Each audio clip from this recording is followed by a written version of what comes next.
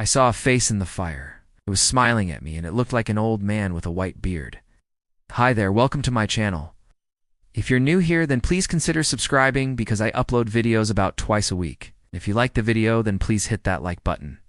This story is true. The year before last, I was working for an energy company doing meter readings. Basically, we read electricity meters for customers who had not enrolled in automatic meter reading.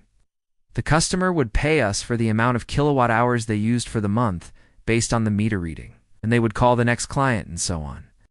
I worked for this company during the summer, and it paid pretty well for a 19-year-old kid.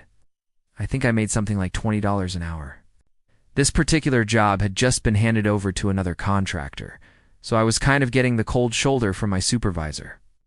He didn't really want to train me because he figured I'd be done soon anyway. But luckily, the route I was on only had one other meter reader, Diane. She was awesome.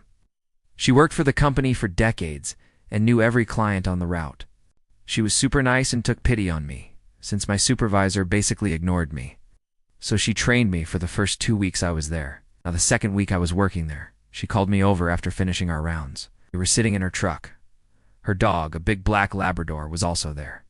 And she told me that the next day, she wouldn't be able to make it to work. Apparently, she wasn't feeling too well and needed to take a sick day. She asked if I could cover for her on the route. I agreed without hesitation. The next morning, I get up early, have breakfast, get dressed, and leave for work. I was excited to do the entire route by myself. For some reason, I just felt like I could do it. I pulled out of my driveway and headed towards the first customer. Now, most of these clients, we didn't actually go inside the house. We would just read the meter from outside, sometimes having to walk across the lawn to get to it. Some customers wanted us to come inside and read the meter ourselves, or they would meet us outside. Like I said, Diane knew all these people for years, so she had a good relationship with them. I, on the other hand, was just a green kid who didn't know anyone.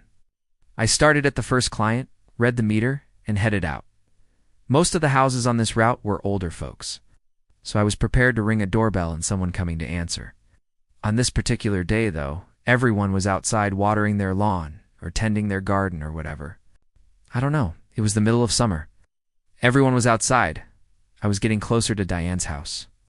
Actually, I was passing it now, and suddenly I realized I was lost. I missed a turn onto a side street, and now I was going in circles. Slowed down and turned around, trying to find the right road. Finally, I spotted a familiar mailbox with a flag out and made a U-turn onto that street. When I got to Diane's house, I killed the engine and got out to see what her dog was doing. I walked around back, and that's when I saw him. Dum. A huge Doberman Pinscher was sitting on the back steps, looking at me, growling softly. My blood ran cold. Right? I did. I like dogs, and especially not big dogs that look like they could rip your arm off. I froze. I didn't know what to do. Should I try to pet him? What if he bites me? What should I do? I felt completely helpless. I slowly backed away from the dog and climbed back into my truck. I decided to drive back to the office and ask my boss for help. I couldn't deal with that dog. I mean, even if he wasn't vicious, how am I supposed to read the meter? On my way back to the office, I noticed a small park that I hadn't seen before.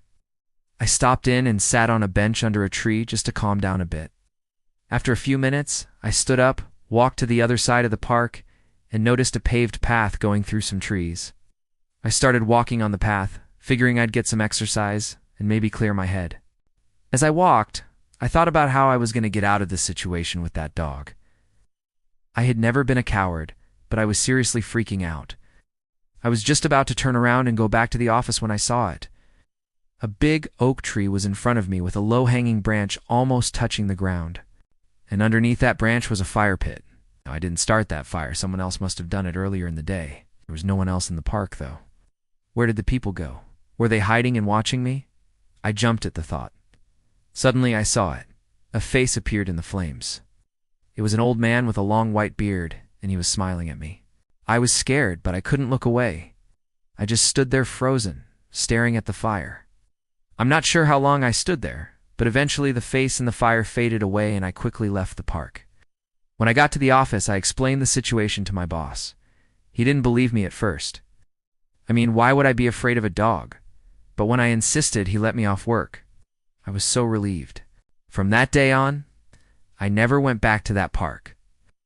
I can still remember the face in the fire and how it scared me.